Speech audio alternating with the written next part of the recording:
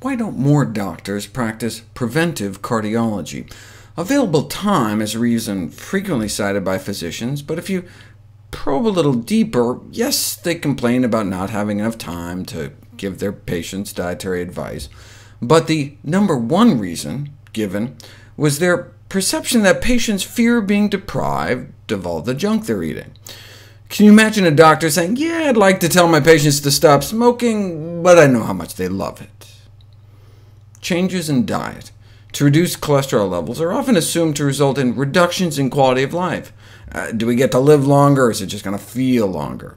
But contrary to popular belief, the study found no apparent reduction, but rather an improvement in some measures of quality of life and patient satisfaction using medical nutrition therapy as opposed to drugs for high cholesterol. Whereas people taking cholesterol-lowering drugs don't feel any different, this study found that those using dietary changes reported significantly better health and satisfaction and better life in general, more positive feelings and fewer negative.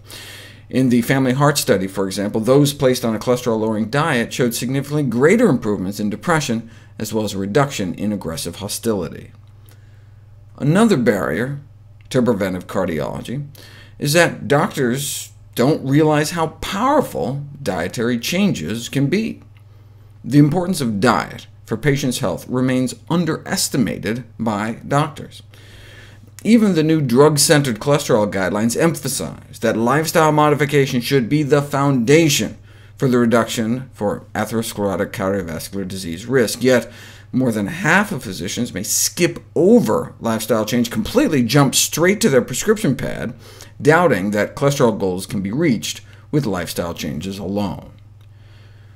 According to the director of the famous Framingham Heart Study, the best way to manage coronary artery disease is to lower patients' LDL cholesterol and other atherosclerosis-causing particles. You can achieve this with diet plus drugs, but if you can do it with a vegetarian diet, it works even better.